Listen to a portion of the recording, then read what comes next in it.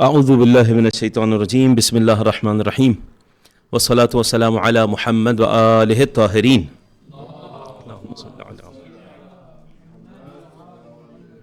رب اشرح لی صدری ویسر لی امری واحلل عقدۃ من لسانی یفقہوا قولی۔ استغفر اللہ واسألہ التوبہ۔ کوشش یہ کی کہ ان ایام میں جو گفتگو کی جائے نہج البلاغہ کے عنوان سے ایک حد تک تعارف پیش ہو جائے اور کچھ کلمات جو نہج البلاغہ کے ہیں اس سے استفادہ ہو جائے۔ نہج البلاغہ اردو میں نہج کہہ دیں گے، عربی میں ایکچوئل لفظ کیا ہے؟ نہج البلاغہ، نون پہ زبر ہے، اردو میں بھی زبر ہی ہے لیکن وہ استعمال کیا ہوتا ہے بھائی؟ لیٹا زبر۔ ہم لغت جب دیکھتے ہیں نا تو کیا لکھا ہوتا ہے لغات میں؟ لیٹا زبر، ٹھیک ہے؟ تو تلفظ کیسے کرتے ہیں؟ نہج عربی میں ہوگا، اردو میں کیسے ہوگا؟ نہج عربی میں نہج البلاغہ غلط ہے، اردو میں نہج البلاغہ غلط ہے، صحیح ہے؟ یہ تلفظ کرتے ہوئے اس چیز کا بعض اوقات کچھ لوگ کافی زیادہ خیال رکھتے ہیں، کچھ لوگ اس کی وجہ سے آپ کی صحیح بات کو بھی غلط کہہ دیں گے کہ جب انہیں تلفظ صحیح سے نہیں آتا تو پھر یہ کیا مطلب سمجھائیں گے۔ مثلا اب اس چیز کا خیال ہے جب آپ اردو میں بات کر رہے ہیں تو رکھنا چاہیے۔ مثلا اردو میں ہے رحمان، عربی میں ہے رحمان، ٹھیک ہے؟ اب بسم اللہ الرحمن الرحیم کہیں گے، نماز بھی باطل، صحیح ہے؟ اب اردو میں کہیں گے اللہ بڑا رحمان ہے، تو یہ اردو میں غلطی شمار ہوگی، صحیح ہے؟ کیونکہ آپ لغت کھول کے دیکھیں گے تو رے کے اوپر زبر تو ہے لیکن لیٹا زبر ہے۔ پلٹ کے آ جائیے ادھر نہج البلاغہ، لغوی معنی کیا ہے نہج البلاغہ کا؟ سوال، نہج کسے کہتے ہیں؟ نعم، ہاں، راستے کو کہتے ہیں۔ عربی زبان میں کافی الفاظ استعمال ہوتے ہیں راستے کے لیے۔ طریق استعمال ہوتا ہے، سبیل استعمال ہوتا ہے، نہج استعمال ہوتا ہے، مختلف سا معمولی سا فرق ہے۔ نہج البلاغہ، نہج کسے کہتے ہیں؟ راستے کو۔ بلاغت یعنی جی ہاں کوشش کریں کہ اگر علم بلاغت کی تعریف کی جائے، وہ لفظ بلاغت کا مطلب کیا ہے بھائی؟ جی جی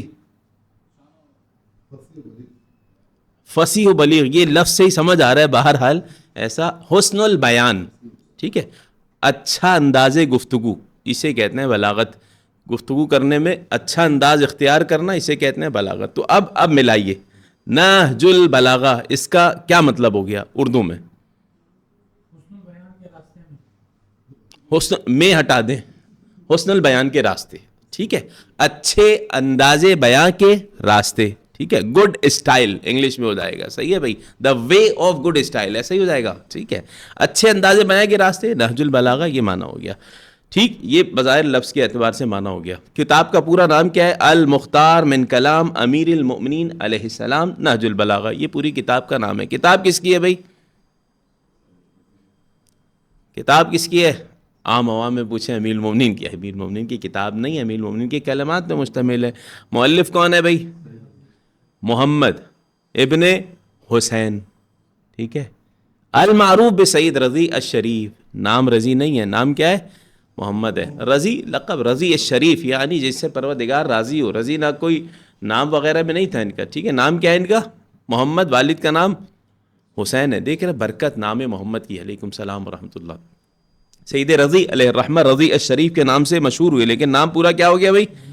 محمد ابن الحسین، حسین ان کے والد کا نام ہو گیا، ٹھیک ہے؟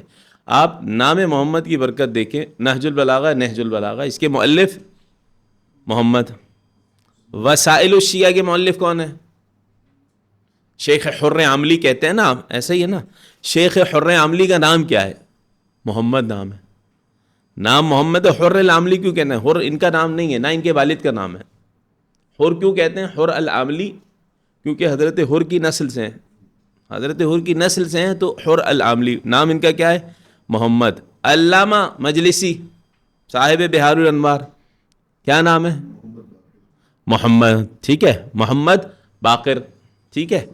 تقی مجلس، نام محمد ہے، بہار الانوار لکھ ڈالی۔ کتب اربع کے مؤلفین، کتب اربع پہلے بیان کر دیتے ہیں نا کون کون سی ہیں بھائی؟ الکافی، ٹھیک ہے؟ من لا یحضرہ الفقیہ، استبصار اور تہذیب، یہ کتب اربع ہیں مکتب تشیع میں جو بنیادی کتابیں شمار ہوتی ہیں۔ ان کے مؤلفین کے نام الکافی، شیخ کلینی ہم کہتے ہیں نا، لیکن نام کیا ہے؟ محمد ابن یعقوب الکلینی یہ نام ہو گیا. ٹھیک ہے, نام محمد کی برکت دیکھیں. محمد ابن یعقوب الکلینی الکافی کے مؤلف ہیں. الکافی بھی آپ سمجھے 3 حصوں پہ مشتمل ہے نا, اصول کافی, فروع کافی اور روضۃ الکافی. اصول کافی کی 2 جلدیں, فروع کافی کی 5 جلدیں, روضۃ الکافی کی 1 جلد ہے. ٹوٹل 8 جلدوں پہ الکافی ہمارے ہیں, جن میں تقریباً 16,000 سے زیادہ احادیث موجود ہیں. 16,199 بھی شمار کیا ہے. ٹھیک ہے, اور صحاح ستہ اگر ریپیٹیشن ہٹا کے دیکھیں تو اس میں 8,000 جتنی بنتی ہیں, 8,500 اس سے زیادہ نہیں بنتی. ایک کتاب مکتب تشیع کی الکافی, اس میں 16,000 سے زیادہ, جتنی دوسروں کی پوری 8 کتابوں میں 6 کتابوں میں 6 کتاب صحاح ستہ 6 کتابوں میں نہیں بنتی, اتنی الکافی میں حدیث بن جاتی ہے. ٹھیک ہے, 20 سال کی محنت کے بعد لکھی ہے. کس نے لکھی؟ شیخ یعقوب الکلینی نہیں, محمد ابن یعقوب الکلینی, نام محمد. ٹھیک ہے, دوسرے آ جائیں کتب اربعہ میں, من لا یحضرہ الفقیہ. ٹھیک ہے, ایک کتاب تھی من لا یحضرہ الطبیب, جس کے پاس طبیب ڈاکٹر نہ ہو, اس کے لیے ایک کتاب لکھی گئی تھی. شیخ صدوق علیہ الرحمہ سے کہا ایسی کتاب لکھیں کہ جس کے پاس فقیہ نہ ہو وہ کہاں جائے, تو انہوں نے کتاب لکھ دی من لا یحضرہ الفقیہ, جس کے پاس فقیہ موجود نہ ہو اس کتاب سے استفادہ کرے. ٹھیک ہے, مؤلف کا نام کیا ہے؟ شیخ صدوق. آپ بولیں گے نام ان کا صدوق نہیں ہے, نام کیا ہے بھائی؟ محمد ابن حسین البابوئی. صحیح ہے, ان کا نام بھی محمد. کتب اربعہ میں تہذیب اور استفسار دونوں کے مؤلف کون ہیں؟ شیخ طوسی علیہ الرحمہ. یہ مدفون ہے کہاں پر بھائی؟ نجف اشرف میں نا, باب طوسی. صحیح ہے, مسجد طوسی جو ہے. نام کیا ہے؟ محمد بن حسن الطوسی. احسن, تو لہذا نام محمد کی برکت دیکھ رہے ہیں. کتب اربعہ کے مؤلفین محمد. علامہ باقر مجلسی نام کیا ہے؟ محمد. بحر الانوار کے مؤلف, وسائل الشیعہ کے مؤلف محمد, اور کافی اس پہ آپ مؤلفین آپ دیکھ سکتے جو قدیم علماء میں. ہماری گفتگو کہاں ہے؟ نہج البلاغہ. نہج البلاغہ کے مؤلف کون؟ محمد ابن حسین المعروف بے سید رضی الشریف. ٹھیک ہے, مختصر سی عمر پائی لیکن انتہائی بابرکت عمر. ٹھیک ہے. اچھا, موسوی سادات سے ہیں. محمد ابن حسین الموسوی. موسوی سادات سے یعنی امام موسیٰ کاظم علیہ السلام کی نسل سے. والدہ کی طرف سے زیدی سادات ہیں, حسینی سادات جسے آپ کہیں, اور والد کی طرف سے موسوی سادات. وہ مشہور علامہ, بلکہ شیخ عباس قمی نے بھی نقل کیا کہ شیخ مفید علیہ الرحمہ ان کے استاد, والدہ ان کی فاطمہ نام تھا. دونوں بچوں کو ہاتھ پکڑ کے لے کے آئیں شیخ مفید علیہ الرحمہ کے پاس, تو گریہ کرنے لگے کہ کیا ہوا؟ شیخ علمہما الفقہ, ان دونوں کو فقہ سکھائیے. تو کیا گریے کا سبب کیا ہے؟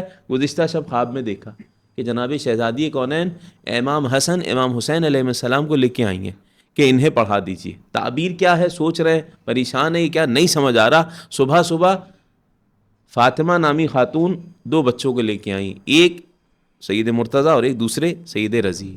ٹھیک ہے, تو ان کے استاد تھے شیخ مفید, اور شیخ مفید کے استاد تھے شیخ صدوق علیہ الرحمہ. یہ باتیں واضح ہو رہی ہیں. ٹھیک ہے, شیخ صدوق کس کے استاد تھے؟ شیخ مفید کے. وہ اقدم ہیں ان سے پہلے. تو موسوی سادات والد کی طرف سے, اور والدہ کی طرف سے نعم ہاں زیدی سادات. ٹھیک ہے, ابو الحسن ان کی کنیت ہے. کس کی؟ سید رضی. عظیم المرتبہ شخصیت. عمر بہت کم ہے. ولادت کب ہوئی ہے؟ 359 میں ولادت ہوئی ہے, اور وفات ہوئی ہے 406 یعنی 360 ہجری, 1 کم 60 ولادت ہوئی, اور 405 میں 405 ہے نا, 405 اس میں اس دنیا سے رخصت ہو گئے. کتنی عمر پائی؟ 47 سال, 47 ایئر. مختصر یہ عمر پائی لیکن انتہائی بابرکت. دیکھیں یہ تھوڑا غور کیجئے گا, وہ جو دور تھا سید رضی علیہ الرحمہ کا, وہ بوہیوی ان لوگوں کی حکومت کا تھا. بوہی کہلاتے ہیں لوگ, بویہی معذرت, بویہی. یہ آپس میں جنگ وغیرہ لڑکے ان کی حکومت تھی, تو یہ چاہتے تھے کہ جو کوئی ہمارے خلاف ہو اس کے خلاف کوئی فتویٰ دے تو پھر اس کی ایک کافی آسانی ہو جائے گی ان کے لیے کہ ہاں بھائی فقہاء علماء کا فتویٰ تھے, ہر کوئی قاضی شرعی کی طرح تو نہیں ہوتا ہے. تو بہت کوشش کی کہ سید رضی علیہ الرحمہ کے حوالے سے کہ کسی نہ کسی طرح ہماری حکومت کا ساتھ دیں. کبھی انعامات بھیجتے, کبھی پیسے بھیجتے, ہدیے بھیجتے, کبھی قبول نہیں کیا انہوں نے. کہ اگر قبول کرنے لگے تو کیا ہوگا, ان کے لیے ہمیں پھر لکھنا ہوگا. اپنا ایک باقاعدہ مکتبہ بنایا, ایک جگہ بنائی تھی دارالعلم کے نام سے سید رضی نے, اور وہیں درس دیا کرتے تھے. جو کتابیں لکھتے تھے وہ پڑھاتے تھے اور دوسری کتابیں پڑھایا کرتے تھے. مثلاً یہ نہج البلاغہ لکھی, وہاں نہج البلاغہ کا درس دیتے تھے. خصائص الائمہ لکھی, اس کا درس دیتے تھے. تو وہ دور مشکل تھا. انہوں نے کافی کوشش کی کہ سید رضی کو اپنی طرف ہم مائل کریں یا ان سے کوئی سپورٹ لے لیں, لیکن انہوں نے کوشش نہیں کی. اسی وجہ سے بعض نے یہ بیان کیا, لکھا بعض مورخین نے, کہ سید رضی علیہ الرحمہ کو زہر دیا گیا تھا انہی لوگوں کی طرف سے, ٹھیک ہے, جو ان کی شہادت ہوئی تھی. لیکن 47 سال مختلف آپ سمجھیں علوم میں انہوں نے کافی کام کیا اور مختصر سی عمر پائی سید رضی نے. یہاں تک کہ میں بیان کر دوں, پھر نہج البلاغہ کے تعارف کی طرف بڑھیں گے کہ کیا طریقہ کار تھا ان کا. دیکھیں, ایک مکتبہ بنایا تھا, کس نام سے بیان کیا میں نے؟ دارالعلم. یہ تو نام یاد رہے گا نا, دارالعلم نجف اشرف میں بھی ہے. اس میں طلبہ آ کے رہتے تھے, پڑھتے تھے, مدرسہ تھا, درس بھی پڑھاتے تھے سید رضی. سید رضی علیہ الرحمہ نے ایک خزانہ آپ سمجھیں رکھنے کے لیے, جو کیا کہتے ہیں اسٹور تھا, اس میں ضرورت کے سارے سامان طلبہ کے لیے تھے. ایک چوکیدار تھا, طلبہ اس کے پاس جاتے تھے, بھائی مجھے اس چیز کی ضرورت ہے, یہ دے دیجئے, وہ دے دیتا تھا. ولادت ہوئی بیٹے کی ان کے یہاں, بیٹے کی ولادت ہوئی, حکومت کی طرف سے قیمتی ہدیہ آئے, ٹھیک ہے, سید رضی کے لیے. طلبہ بیٹھے ہوئے ہیں سب, آ کے بڑے بڑے حکومت کے لوگ آ گئے, بھئی آپ کو بیٹے کی مبارکباد, ٹھیک ہے بھئی, جزاکم اللہ خیرہ, یہ آپ کے لیے حاکم کی طرف سے ایک ہدیہ ہے, تحفہ ہے, بہت قیمتی آپ سمجھے ہدیے, اور اس میں پیسے بھی گراں قدر, کافی تعداد میں.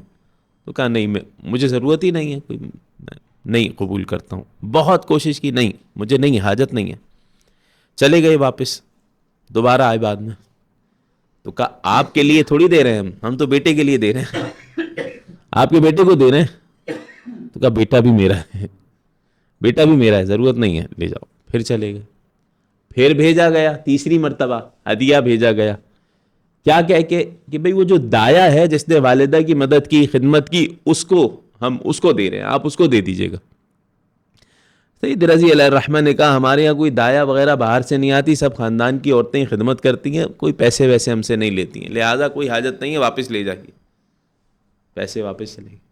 پھر چوتھی مرتبہ آئے, اور آنے کے بعد کہا کہ بھائی نہ آپ کے لیے ہے, نہ آپ کے بیٹے کے لیے, نہ دایا کے لیے, جو آپ کے طلبہ ہیں نا, طلبہ کو راتب دیا جائے گا, طلبہ کے لیے ہے, ٹھیک ہے. اچھا, طلبہ کا معاملہ ہے تو تھوڑا انسان ہو جاتا ہے, چلے طلبہ ہیں, لیکن سید رضی علیہ الرحمہ نے کہا پھر مجھے نہ دیں, آپ اعلان کر دیں, میں خود اعلان کر دیتا ہوں, یہاں رکھ دیں پیسے, طلبہ میں سے جس کو جتنی ضرورت ہے آ کے لے جائے. صحیح. اب وہ بھی سید رضی کے شاگرد تھے, اعلان کیا, پیسے رکھے ہوئے خوب, کوئی نہیں اٹھا.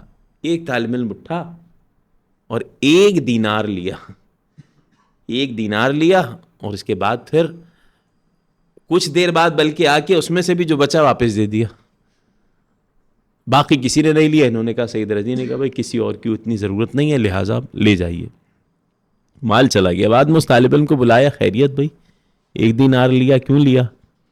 تو کہا مسئلہ یہ تھا کہ اصل میں رات کو مطالعہ کر رہا تھا, اسٹڈی کر رہا تھا, چراغ کی روشنی میں مطالعہ ہوتا تھا نا, چراغ جلتا تھا, تو اس چراغ کا تیل ختم ہو گیا تھا, اور میں جب گیا چوکیدار نہیں تھا, چابی میرے پاس نہیں تھی, جو آپ نے اسٹور بنایا ہوا ہے جہاں ضرورت کا سامان ہوتا ہے, چراغ کا تیل, کھانے پینے کا جو کچھ بھی سامان ہوتا ہے, تو وہ بندہ نہیں تھا, چابی بھی نہیں تھی کسی کے پاس.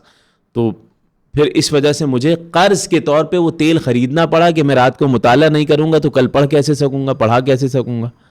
اس لیے میں نے قرض کے طور پہ تیل خریدا اور مطالعہ کیا. اس کا قرض لوٹانا تھا, آدھا دینار میں دے کے آدھا دینار واپس لایا ہوں. سید رضی علیہ الرحمہ نے اس کے بعد کہا کہ اس اسٹور کے تالا جو ہے اس کی چابی کے بہت سارے نسخے بنائے جائیں, اور وہ نسخے سب طلبہ میں دے دیے جائیں, جس کو جب جس چیز کی ضرورت ہو جا کے لے لے گا. ٹھیک ہے, یہ خودداری تھی. ٹھیک ہے, یہ چیزیں دیکھیں علماء کی, فقہا کی, ہمارے یہ سید رضی علیہ الرحمہ. اب اندازہ لگائیں, کتاب لکھی انہوں نے اس وقت, کیونکہ مخالفین کی طرف سے کتابیں لکھی جا رہی تھیں اور گفتگو کی جا رہی تھی اس حوالے سے کہ مکتب تشیع جن اماموں کے قائل ہے 12 اماموں کے، ان اماموں کے حوالے سے ان کے خلاف گفتگو ہو رہی تھی. خلاف سے مراد یہ عقیدہ ان کا بنایا ہوا ہے، اس طریقے کی باتیں. تو انہوں نے کہا کہ ائمہ اہل بیت علیہ السلام کی سیرت پر ایک کتاب لکھوں میں، 14 معصومین علیہ السلام کی اس میں سیرت جمع کروں اور ان کے اقوال، ان کے معجزات، یہ والی گفتگو میں کتاب اس پہ لکھوں. تو ایک کتاب لکھی انہوں نے، لکھنا شروع کی، لکھی نہیں لکھنا شروع کی. کون سی کتاب؟ خصائص الائمہ. کس کتاب کو لکھا؟ خصائص الائمہ. کیا مطلب ہے؟ ائمہ معصومین علیہ السلام کی خصوصیات. یعنی ایک یہ گفتگو ہو رہی تھی نا کہ بھائی فلاں بندے کی بھی کرامت ہے، فلاں بندے کی بھی کرامت ہے، تو ائمہ اہل بیت علیہ السلام کے جو معجزات ذکر کریں گے ان میں، تو اس کا مطلب ان کے جو معجزات ہیں دنیا میں کسی اور کے نہیں ہیں. تو یہ خصائص، اس پہ کتاب لکھ رہے تھے. امیر المومنین علیہ السلام کی لکھ لی کتاب، مکمل کر لی. اسی کتاب کا درس دیتے ہیں اپنے مکتبے میں، اپنے مدرسے میں، جس کا نام ہے دارالعلم. اس میں کتاب کا درس دیتے ہیں. علماء تک جب یہ کتاب پہنچی، اس کتاب میں انہوں نے طریقہ کار یہ رکھا کہ آخر میں تبرکاً چند اقوال امیر کائنات کے لکھ دیے. کتاب خصائص الائمہ تھی، امیر المومنین سے شروع کی ہے، تو امیر المومنین کی سیرت مکمل ہو چکی ہے، خصوصیات. اس کتاب کو پڑھا رہے ہیں، آگے کا لکھنے کا بھی ارادہ کیا ہے. جب علماء تک وہ کتاب پہنچی تو آ گئے ان کی خدمت میں. کیوں آ گئے؟ کہنے لگے کتاب تو لاجواب ہے اپنی جگہ، مگر اس میں بہترین چیز یہ ہے جو آپ نے آخر میں چند اقوال ذکر کیے ہیں امیر کائنات کے، فصاحت و بلاغت پہ مبنی اقوال، کہیں ایسا نہ ہو یہ اقوال ضائع ہو جائیں. آپ خصائص بعد میں لکھیے گا اماموں کی، ان اقوال کو جمع کریں. سب سے پہلے اقوال امیر المومنین، فصاحت بلاغت امیر المومنین کے اقوال، امیر المومنین کے خطوط، امیر المومنین کے خطبات، اس موضوع پر کوئی ایک کتاب آپ تالیف کریں.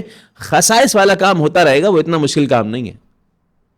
تو انہوں نے ان علماء کی گفتگو کو قبول کیا، بات کو قبول کیا، اور اس محنت میں لگ گئے کہ ایک ایسی کتاب لکھیں جس میں امیر المومنین علیہ السلام کے اقوال ہوں، خطوط ہوں، خطبات ہوں.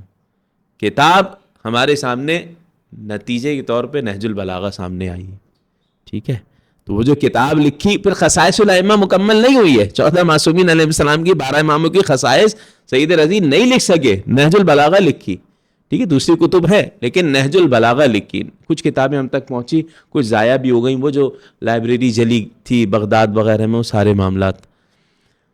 تو نہج البلاغہ اس طریقے سے ہمارے سامنے آئی. اب نہج البلاغہ میں کیا کیا ہے؟ سید رضی میں نے بیان کیا 47 سال مختصر علم، ان کی مختصر عمر، لیکن علم اتنا زیادہ کہ بڑے بڑے علماء کو مناظرے میں ہرا دینا، اور اس کے بعد کتابوں کی تالیف، شاگرد ایسے پیدا کر دینا جو راویان حدیث شمار ہوئے. یعنی کمال ہے. ٹھیک ہے، سید رضی علیہ الرحمہ کا.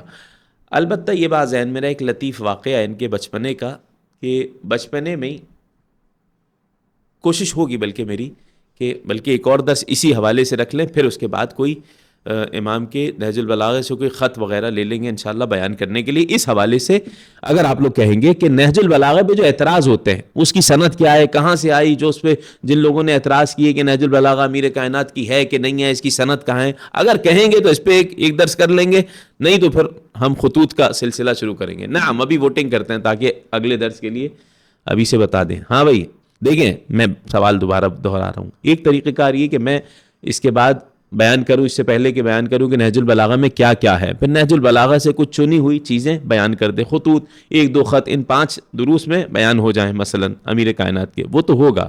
لیکن آیا ایک اور درس اس عنوان سے بھی رکھ لے کہ نہج البلاغہ پہ جو اعتراضات ہوتے ہیں کہ اس کی سند کیا ہے، کوئی کہتا ہے کہ نہیں سید رضی نے اپنی طرف سے تو نہیں لکھ لیا، یا مختلف چیزیں، خطبہ شقشقیہ میں جو چیزیں آئی ہیں تیسرے خطبے میں اس پہ جو اعتراضات ہوئے، اگر آپ لوگ اس پہ آمادہ ہیں تو یہ درس ایک اور کر لیا جائے، بڑھا لیا جائے اس حوالے سے، نہیں تو خطوط سے ہی شروع کیا جائے. نعم، ماذا تقول؟ سب سے پہلے تو صلوات پڑھیں مل کے، اللہم صلی علی محمد وآل محمد وعجل فرجهم. ہاں بھائی دیکھیں، ایک جملہ تو یہ سن لیجئے کہ کتنی ایسے خطوط ہیں، ایک جملے میں ہی سن لیجئے چاہے درس رکھیں نہ رکھیں، کہ کتنے ایسے خطبات ہیں سید رضی علیہ الرحمہ نے جو جمع کیے اس میں، جو خود سید رضی کی ولادت سے 100 سال پہلے کتابیں لکھی گئی تھیں، انہوں نے ان خطبات کو ذکر کیا ہے. تو یہ تو مضحکہ کا خیز بات ہو جائے گی کہ کوئی اپنی ولادت سے 100 سال پہلے آئے، ٹھیک ہے، اور اس کے بعد پھر وہ گھڑے لکھے اور اس کے بعد 100 سال بعد اس کی ولادت ہو جائے اور کہا جائے یہ خود بات جو لکھے ہیں اس نے خود نے لکھ دی ہے مثلا. اچھا، اس سے بھی وہ سعید رضی کا مقام عظمت پتہ چلتی ہے کہ انتہائی فصیح و بلیغ کلمات کو سعید رضی کی طرف منسوب کیا جانا یہ خود ان کی ایک عظمت و جلالت ہے. واضح بات کہ نہیں؟ نعم، کیا اتفاق ٹھہرا آپ لوگوں کا؟ کوئی ایک درس اس موضوع پہ رکھ لے یا کچھ حد تک ایک بیان کر لیں اگلے درس میں؟ نعم، ٹھیک ہے، کوشش ہوگی انشاءاللہ اس حوالے سے بیان ہو جائے گا. جو اعتراض ابن خلیقان نے کچھ اعتراض کیے کہ خاص طور سے نہج البلاغہ کے خطبے پر یا نہج البلاغہ پر چند چیزوں پہ، کیونکہ کچھ جگہوں پہ ایسے سخت کلمات آئے جو ان کے عقائد کے بالکل خلاف جا رہے تھے، ٹھیک ہے. کچھ نے جو ہے انکار نہیں کیا لیکن یہ کہا کہ یہ بس جذباتی باتیں تھیں، نکل گئیں امام علی علیہ السلام سے. تو اس پہ کوشش کرتے ہیں پھر ایک درس اور اگلا درس اس موضوع پہ بھی ایک حد تک رکھ لیں گے. ابھی تعارف میں ہم بات کر رہے تھے، دیکھیں اس وقت یہ ہوتا تھا کہ کوئی اتنا زیادہ اس معاملے میں عیب نہیں سمجھا جاتا تھا کہ ادبیات کے علوم کسی دوسرے فرقے والے کے پاس پڑھنے چلے جائیں. دوسرے فقہا نے ہمارے علماء کے پاس بچپنے میں پڑھا ہے، ہمارے علماء نے ان کے پاس پڑھا. کوئی قرآن پڑھنے جاتے تو آج بھی جاتے ہیں، قرآن پڑھنے کی بات نہیں کر رہا. جو ایسے علوم ہوتے ہیں جو عام طور سے رائج نہیں ہوتے، مثلا قوافی کا علم، قافیہ ردیف بنانے کا علم، شعر و شاعری کا علم، ٹھیک ہے، علم نحو کا علم، یہ ساری چیزیں یہ خود سعید رضی نے بھی بچپنے میں ایک اہل سنت کے فقیہ کے پاس پڑھی ہیں، ٹھیک ہے. تو ایک لطیفہ بھی ہے ان کے بچپن کا ہی، وہ اس طرح ہے. استاد ان کے تھے جن کا نام اگر آپ لوگ آمادہ ہیں تو میں ذکر کرتا ہوں. جی، ان کے استاد ہیں حسن ابن عبداللہ سیرافی، جو علم نحو، لغت اور عروض و قوافی کے استاد ہیں ان کے، ٹھیک ہے. علم نحو، لغت ان کے پاس پڑھتے تھے. کیا نام ہے بھائی؟ نام؟ ہاں بھائی نام بتائیں نا تاکہ پتہ چلے نا اگلی چیز بتانا ہے کہ نہیں بتانا. نام کیا ہے بھائی؟ دوبارہ دوہرا رہا ہوں، سنیے گا. حسن ابن عبداللہ سیرافی نام یہ ہے، صحیح ہے بھائی. حسن ابن عبداللہ سیرافی ان کے پاس کیا پڑھتے تھے؟ علم نحو، علم صرف اور قوافی. قوافی قافیے جانتے ہیں نا، قافیے ملانے کا علم جو ہوتا ہے. علم عروض، علم عروض شعر و شاعری کے جو اوزان ہوتے ہیں، وزن ہوتے ہیں، اس کا علم یہ پڑھنے جایا کرتے تھے. ایک مرتبہ استاد نے پوچھ لیا کہ اذا قلنا، یہ بتاؤ اگر ہم یہ کہیں رأیت عمر فما علامت نسب عمر، اگر ہم یہ کہیں کہ رأیت عمر، میں نے عمر کو دیکھا، صحیح، تو اس میں جو عمرہ، اب یہ ایک حوزوی طلبہ کے اس سے نا خاص یہ چیز سمجھنے کے لیے، رأیت عمر جب ہم کہیں گے میں نے عمر کو دیکھا تو عمر کے اوپر زبر آ رہا ہے. یہ کون سی کیوں آ رہا ہے؟ یہ نصب ہوتا ہے نا، زبر کو کیا کہتے ہیں؟ نصب. ایسا ہی ہے نا بھائی. یہ نصب کی علامت کیا ہے؟ عمر کے اوپر نصب کی علامت کیا ہے؟ یعنی کیا ہے بھائی؟ یہ کیوں زبر آ رہا ہے؟ عمرن کیوں نہیں ہو رہا؟ مثلا عمرہ کیوں پڑھا جا رہا ہے؟ یہ غیر منصرف ہے، مثلا مفعول ہے. یہی جواب ہے نا بھائی. رأیت عمرہ کہیں تو عمرہ کیوں منصوب ہے؟ عمر کے نصب کی کیا علامت ہے؟ ٹھیک ہے، یہ سوال تھا. سوال واضح ہو گیا کہ نہیں ہو گیا سب کو؟ صحیح ہے بھائی. سوال کیا ہو گیا؟ آسان اردو میں یوں ہو جائے گا، عمر کے اوپر زبر کیوں آیا ہے؟ کہ کیوں زبر کی کس چیز کی علامت ہے؟ بھائی مفعول ہے، سیدھی سی بات ہے، صحیح ہے، اس چیز کی علامت ہے. سوال یہ کیا گیا کہ فما علامت نسب عمر، ترجمہ کیا ہو گیا؟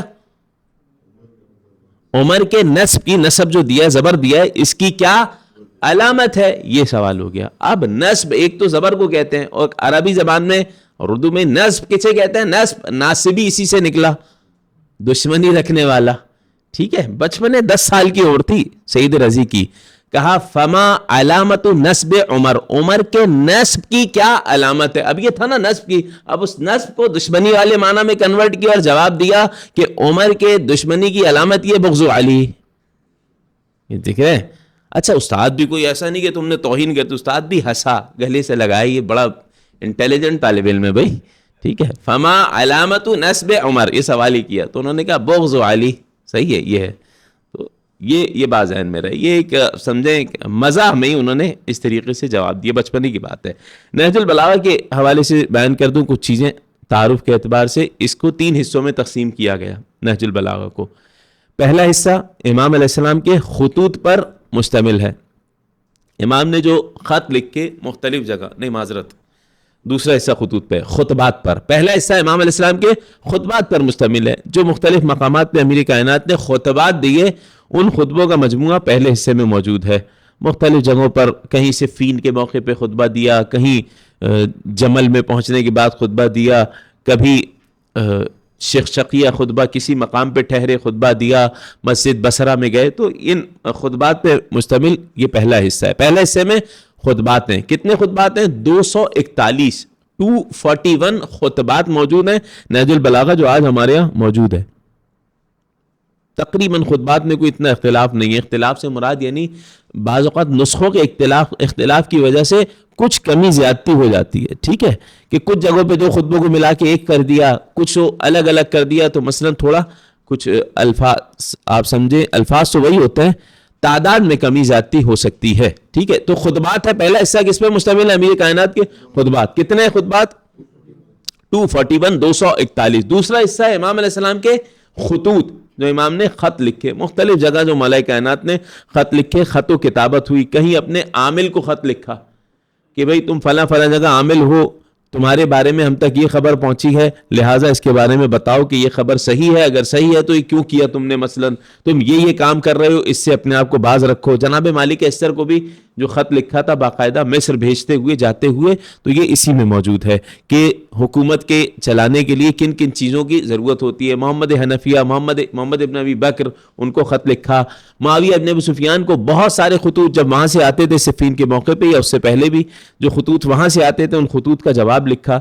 اچھا یہ ذہن میں رہے, یہ جواب لکھا کہ کبھی کبھی ایسا ہوتا ہے کئی جگہوں پہ, کیونکہ نہج البلاغت ہے, نہج البلاغہ یعنی حسن البیان کے اچھے طریقے, ایسا ہی ہے نا گفتگو کے, تو جو فصاحت بلاغت کے ساتھ تعلق رکھتی ہیں چیزیں, اکثر سید رضی علیہ الرحمہ جن کا نام ہے محمد ابن حسین, اکثر اس حصے کو نقل کر دیتے ہیں. کبھی کبھی اصلی مصدر میں اس سے بھی زیادہ ہوگا, عین ممکن ہے. اصلی مصادر جب ہم اگلے انشاءاللہ درس میں گفتگو کریں گے تو بیان کریں گے مصادر نہج البلاغہ کے. مثلا المسترشد فی الامامہ, دلائل الامامہ, سید ابن جریر تبری ان کی کتاب ہے. تبری امامی کی بات کر رہا ہوں. تبری 2 قسم کے, ایک اہل سنت کے ہیں اور ایک مکتب تشیع سے تعلق رکھتے ہیں. ان کی کتاب ہے المسترشد فی امامت امیر المومنین. اس کتاب میں کافی ایسی چیزیں جو نہج البلاغہ کے مصادر میں ہیں, ٹھیک ہے. نہج البلاغہ کے مصادر میں یعنی کیا مطلب؟ 3 صدی کی کتاب میں سے ہے, 3 صدی, ٹھیک ہے, 3 صدی کی کتاب ہے, وہ نہج البلاغہ کے مصادر میں ہے. آپ اگر بعض خطبوں کو دیکھیں گے نہج البلاغہ میں اور اس کے اصلی مصدر میں جا کے دیکھیں گے تو اصلی مصدر میں زیادہ تعداد میں ہوگا. مثلا یہاں اگر 1 صفحہ لکھا ہے تو وہاں 2 صفحے ہوں گے, ایسا بھی ممکن ہے. یہاں کچھ جگہوں پہ اشارتاً کنایتاً فلان ابن فلان لکھا ہے تو اصلی مصدر میں نام بھی مل جائے گا, یہ بھی ممکن ہے بعض جگہ. مگر یہ ذہن میں رہے کہ خطبوں کی جو تعداد اس میں کتنی ہے 241, اور خطوط میں بھی ایسے ہی ہے. خطوط جو امام نے ذکر کی اس میں بھی ایسے ہی ہے. کیا مطلب؟ کبھی کبھی اس میں سے پورے طویل خط میں سے درمیان کا ایک حصہ لے کے نقل کر دیا گیا ہے, ٹھیک ہے. آپ اصلی مصادر میں, اب تو شروحات وغیرہ میں بھی انہوں نے بعض شارحین نے ذکر کر دیے کہ یہ کس خط کے جواب میں لکھا. مثلا معاویہ ابن ابی سفیان کا خط آیا امام کے پاس, تو کیا خط آیا تھا جس کے جواب میں امام نے یہ دیا, تو وہ خط بھی مثلا ذکر ہوتا ہے, ٹھیک ہے. تو دوسرے حصے میں خطوط ذکر ہیں. خطبات کتنے؟ 241, ٹھیک ہے. خطوط کتنے؟ 79, ٹھیک ہے. کتنے ہو جائیں گے بھائی اردو میں؟ 89 تو 89 ہو جائیں گے بھائی, 79 ہو جائیں گے. مجھے بھی کنفرم نہیں تھا نا, اس لیے پوچھا کہ اردو میں کیا کہتے ہیں, مجھ سے غلطی ہو چکی ہے. 89 89, ٹھیک ہے. اور 79 79, تو 79 ہے, 89 نہیں ہے, ٹھیک ہے. 89 اس لیے یاد رہ گیا کہ ایک بزرگ جا رہے تھے, ہاتھ میں عصا تھی, ساتھ میں چھوٹی سی ایک بچی تھی. کسی نے پوچھا 3 سوال, جواب ایک ہی دیا, عالی جناب آپ کی عمر کتنی ہے؟ ارے یہ عصا کتنے کی لی؟ ارے یہ بچی آپ کی کون ہے؟ تینوں کا جواب ایک دیا, 89. عمر 89 ہے, عصا 89 روپے کی لی ہے, یہ بچی میری 89 ہے, ٹھیک ہے. تو 89 اس کو کہتے ہیں, لیکن 89 نہیں ہے, ٹھیک ہے. کتنے خطوط؟ 79 خطوط ہیں, صحیح. اچھا, اس کے علاوہ تیسرے حصے میں حکم اور مواعظ, جسے ہم کلمات قصار کہتے ہیں یا قصار الکلم.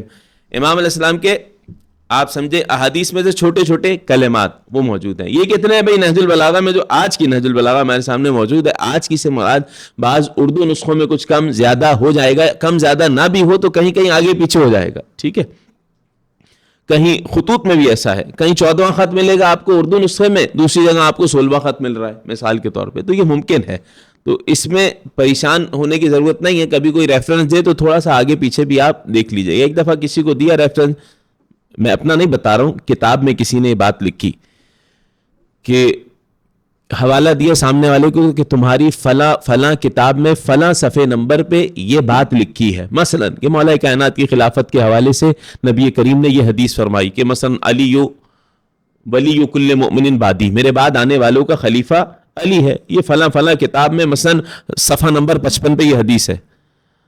تو نہیں ملے تو آ کے بولنا. اگلے دن وہ آیا اور آ کے کہا کہ مجھے پتا تھا تم سارے کے سارے جھوٹ بولتے ہو اور تمہارا مذہب بھی جھوٹ پہ مبنی ہے. تو کیا ہوا بھائی؟ نہیں ملی، ہم نے تو پڑھی ہے، میں دکھا دوں نا. کہا نہیں، مسئلہ یہ تم نے کہا تھا صفحہ 55 پہ ہے، وہ 54 پہ تھی. 54 پہ ہو، 55 پہ ہو، 50 پہ ہو، مولا کی ولایت کا ذکر تو ہے کہ نہیں ہے. ٹھیک ہے، تو یہ بھی ذہن میں رہے. یہ بعض اوقات یہ ہوتا ہے صفحات کی آج کے دور میں کوئی اتنی ویلیو بھی نہیں ہوتی، الا کہ قدیم کوئی کتب میں مثلا بہار الانوار وغیرہ ہے تو وہ تقریباً جو نئی چھاپ بھی آ رہی ہیں تو ان صفحات کا خیال رکھا جا رہا ہے. مثلا اگر 2-2.5 جلدوں پہ ایک کتاب بنا دی بہار الانوار کی تو وہ 110 جلدوں والے صفحات کو سائیڈ میں لکھا جاتا ہے کہ اس نسخے کے مطابق یہ کون سا صفحہ ہے. تو اس میں پھر بھی صفحے کی ویلیو ہے. ورنہ آج فرض کریں یہ کتاب ایک چھپی ہوئی ہے، 5 سال بعد دوسری کسی اور ادارے نے چھاپ دی تو وہ کوئی اور صفحہ ہو گیا، تحقیق کے ساتھ چھاپ دی کوئی اور صفحہ ہو گیا. تو صفحے کی کوئی اتنی ویلیو نہیں ہوتی، حدیث نمبر ہو جائے یا فصل نمبر ہو جائے تو پھر بھی ایک آسانی ہو جاتی ہے.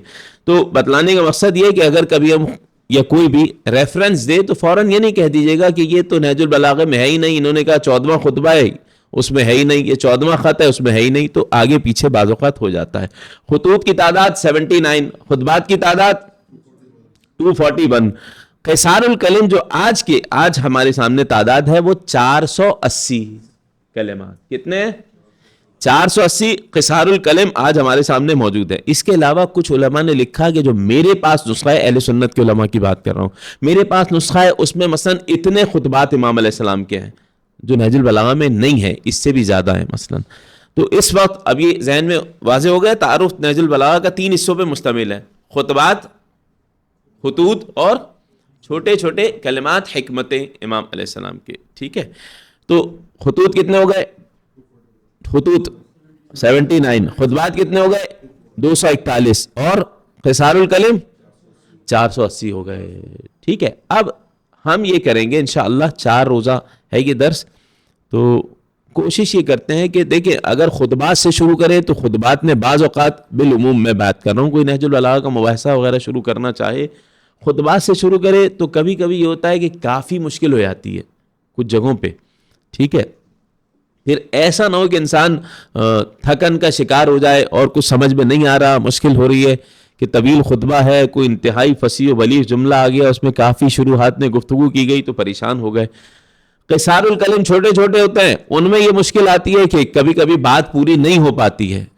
وہ آدھا 20 سے نکالا ہوا ہے نا جملہ، آدھا جملہ اس کی تشریح کے لیے دوسرے آپ قصار الکلم پڑھیں، ہوتا بہترین. واضح سی بات ہے کہ سمجھ آ جاتا ہے، ایک جملہ یاد ہونے میں بھی آسانی ہو جاتی ہے. میں سمجھتا ہوں جو آسانی ہے بہترین طریقہ کار یہ کہ خطوط سے شروع کرے. انسان اگر کہیں مباحثہ شروع کر رہا ہے کچھ تو خطوط سے، کیونکہ خطوط امام نے جتنے خط لکھے کسی کی طرح خط لکھا ہے، آسان الفاظ میں لکھا ہے، سامنے والے کے مطابق لکھا ہے، تو وہ بہرحال ایک حد تک آسان ہو جاتے ہیں. تو کوشش ہم نے یہی کی، سوچا یہی ہے کہ ان ایام میں مثلا 2-3 دن 4 دن جتنے دن بھی توفیق ملے، اس کے بعد 4 دن انشاءاللہ ہوگا درس، تو خطوط میں سے چند خطوط کو چن کے یہاں بیان کر دیا جائے گا. ٹھیک ہے، تو نہج البلاغہ کے تعارف ہو گیا. پروردگار مؤلف کے درجات کو بلند فرمائے، ہمیں امیر کائنات کے خطبات، کلمات، خطوط پہ مشتمل اس کتاب سے بہترین طریقے سے استفادہ کرنے کی توفیق عطا فرمائے. سبحان ربک رب العزت عما یصفون وسلام علی المرسلین والحمد للہ رب العالمین. اللہم صل علی محمد وعلی محمد وعجل فرجہم.